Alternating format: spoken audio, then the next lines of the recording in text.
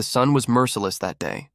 Its burning heat pressed down on the desert floor until the land itself seemed to ache. And there, in the middle of that wide emptiness of dust and stone, a young woman lay tied, her wrists pulled tight to iron stakes driven deep into the ground.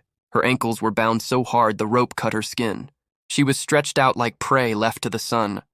Her dress was torn, her lips cracked and bleeding, her hair stuck to her face with sweat. Every breath came shallow, every movement was pain. The villagers stood back in silence, their eyes fixed on her. Some turned away, ashamed. Others stared with cold eyes, as if her suffering gave strength to their own fear. At the front stood Silas Boone, the village leader, a man with eyes sharp as a hawk and a voice that carried power. His hand rested on his whip, though he didn't need it. The ropes in the burning sun were punishment enough. Boone's voice broke the silence. "This is the way of our fathers," he said, pointing at the girl. "If she lasts 3 days under the gaze of the heavens, she goes free. If she dies, her guilt is proven. That is our law." No one argued. The villagers nodded, some whispered prayers, others spat into the dust to seal the ritual. The girl's name was Abigail Dawson, only 23 years old.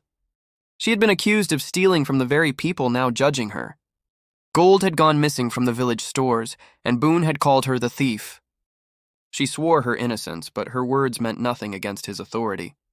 Now she lay helpless, her skin burning under the pitiless sun. Her voice broke as she cried, "Please, I beg you. I did nothing. Please." But the desert wind carried her words away. The people only stared. Children clung to their mothers. Old men crossed their arms. Not one person stepped forward. To them, this was not cruelty. It was justice. It was tradition. Generations had followed this law of fire and sand, and to question it meant turning against the village itself. So they turned their backs and walked away, leaving her to face the judgment of the sky. The sun climbed higher. The earth beneath Abigail burned her skin. Her eyes fluttered, too heavy to keep open. Hours dragged by. The world shrank to the pounding of her heart and the buzz of flies over the cracked soil. She tasted blood on her lips. Her voice was too weak for cries, only a whisper now, lost in the desert wind. Yet even in despair, one thought held her. She did not want to die unseen. She did not want to vanish without someone knowing her truth. Her lips trembled as she prayed that some soul, any soul, might pass this cursed land and hear her plea. But who would come? And if they did, would they dare to defy tradition? Would they stand against Boone and the village, or would they walk away, leaving her to burn? What would become of her in a place where justice had turned into ritual? The sun sank lower, still hot enough to blister her skin. Abigail's voice faded into silence. She thought no one would ever come. Then she heard it, the sound of hooves on dry earth. Slow, steady. Her eyes barely opened, and through the blur of heat she saw him.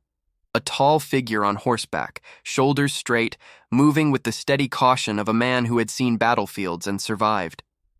Elias Carter, 56 years old. Once a soldier, now a rancher carrying scars and secrets from the war. He had chosen silence over company, labor over laughter, a quiet ranch over the noise of towns. But his silence broke when he saw her, a girl bound to 4 stakes left to the mercy of the desert.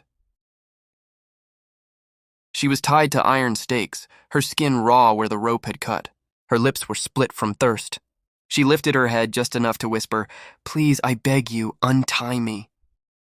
The words hit him like a bullet. He could have kept riding. That would have been the safer choice. Everyone here knew better than to cross Silas Boone and his harsh law, but Elias could not look away from someone in pain. Not after what he had seen, not after losing his family when others turned their backs. He dropped from his horse. The dry ground cracked under his boots. He knelt beside Abigail, his shadow falling across her burned skin. Her eyes searched his, wide with terror and a small hope. "You are not guilty, are you?" He muttered. "No," she rasped, barely a breath. "I swear on my life, I am not." Elias pulled a knife from his belt and cut the ropes around her wrists. The cords fell away, leaving raw red marks. Her hand shook as if she could not believe she was free. He cut the ropes at her ankles next and lifted her with surprising strength for a man his age. She felt almost weightless in his arms. The desert had already taken too much from her. He carried her to his horse while 2 villagers watched from the ridge, eyes wide with shock. They would run to Boone soon enough. Elias had not only broken a law, he had spit on tradition. As he settled Abigail on the saddle, her voice broke again. "They will kill you for this." Elias glanced at her, his jaw tight. "Let them try," he said. He tugged the reins and the horse moved, carrying them away from that cursed patch of earth. But neither of them knew what waited past the ridge. Would Boone and his men let them go, or was this only the start of something worse? They had barely passed the ridge when a voice cut through the dry wind. "Stop right there, Carter." Elias pulled the reins and turned.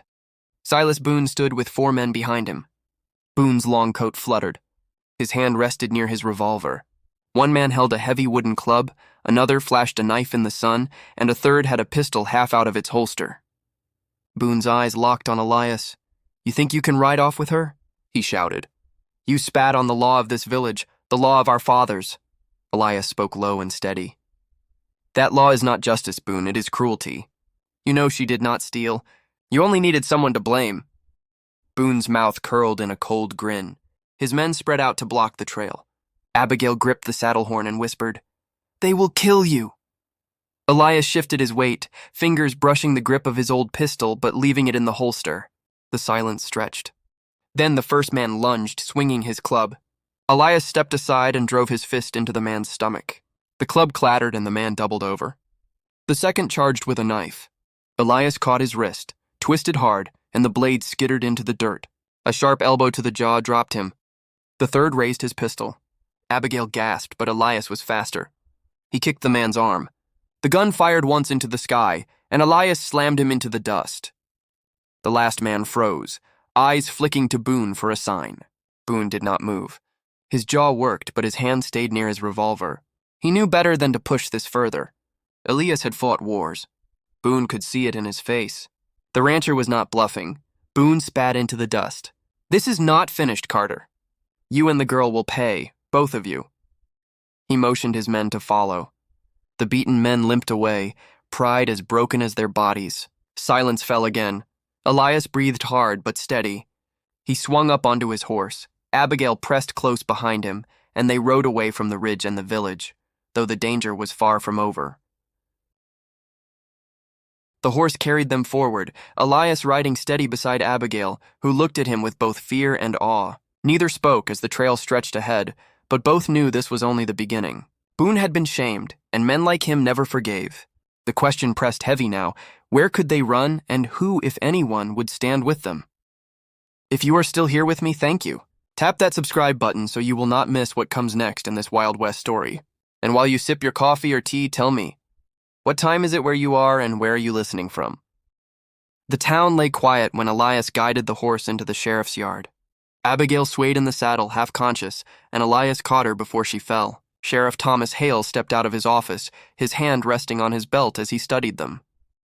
"Elias Carter," he said slowly, "I have not seen you since the war, and now you show up with a girl about to collapse. What in God's name happened?" Elias carried Abigail inside and set her down on a bench. Boone's name left his mouth like a stone. The sheriff's face hardened. "That man has strutted like a king for too long," Hale muttered. He knelt by Abigail, checked the rope burns on her wrists, and shook his head. "She'll need water, food, and rest. But I believe her story. Still, belief is not enough. We'll need proof." He looked back at Elias. "Give me time. I'll dig. I'll send men to question the traitors. I'll check Boone's accounts and his storehouse. If he is dirty, we'll find it," Elias nodded. He trusted this man. They had fought shoulder to shoulder once, and though the years had hardened them both, that bond remained. The days that followed passed slow but heavy. Abigail stayed in a small room near the sheriff's office. Elias visited often, sometimes bringing her bread or a tin cup of coffee. At first, she spoke little, her voice still weak from the desert. But slowly she began to open. She told him of her parents, of the farm she once tended, of how she lost everything when Boone's men accused her. Elias listened, his weathered face softening in the candlelight. She asked about the war. He gave no glory, only quiet stories of nights too long and mornings too bitter. They shared silences too, silences that carried more than words. One evening, Abigail looked at him, her eyes steady for the first time. "You could have left me there." "Why didn't you?" Elias studied her for a long moment. At last he answered, "Because no one should die like that. And because I've already lost enough." She reached across the table, her hand brushing his. For a moment, the rancher who had hidden from the world felt something stir again, but outside those walls, danger brewed. Boone's men whispered threats in taverns and alleys. Sheriff Hale returned with reports of missing shipments, accounts that did not match, and traders who spoke of Boone's shadow dealings. It was only the beginning, but it was enough to know the storm was coming. Elias stood at the window one night, watching the street lamps flicker in the dark. Abigail's voice broke the silence. Do you think we'll ever be free of this, Elias? He turned, his face lined with both fear and hope. I don't know, he said. The question hung heavy in the air. Would the sheriff's work be enough to bring Boone down? Or would Boone strike first before the truth could rise to the light? The sheriff's investigation moved faster than Boone expected. For days, Sheriff Hale sent men to question traders and dig through dusty ledgers. Piece by piece, the truth began to form.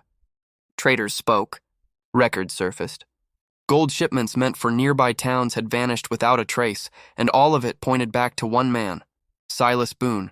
Sheriff Hale rode. Sheriff Hale rode into the village with Elias and Abigail beside him. The townspeople gathered, their faces tense as the sheriff showed the proof. Boone shouted, cursed, and called it lies, but the evidence was too strong. For the first time, the people looked at him not with fear, but with anger. They had lived in his shadow for years, but now their fear turned into fury. Elias stood silent as voices rose. The same villagers who once left Abigail to the sun now turned on the man who had doomed her. They dragged Boone to the very place where she had suffered. 4 iron stakes waited in the dust, ropes ready. The people spoke as one. If the sun is our judge, let it judge you, Boone. His protest died, swallowed by the same law he once forced on others. Boone was tied to the ground, staring at the same pitiless sky he once trusted to punish the weak. Abigail stood close to Elias, her lips trembling. It is cruel, she whispered. Elias rested a hand on her shoulder. Yes, he said. But sometimes a cruel law takes down the man who made it. Maybe that is justice enough. The crowd walked away, leaving Boone to face the burning sun alone. The old law that once destroyed the innocent had now ended the guilty. As the dust settled, Sheriff Hale turned to Elias and Abigail. You are free now, both of you. But freedom here always comes with a price. Do not forget that. They left the village together. The sun was sinking, painting the sky in fire and gold. Abigail glanced at Elias, her voice soft but steady. Thank you. You gave me back more than life. You gave me hope.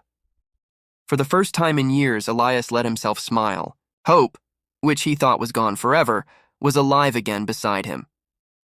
So what do we take from this story? Maybe that justice, even slow, still finds a way. Maybe that one person's courage can break chains others fear to touch. And maybe, just maybe, love can grow even in the hardest deserts.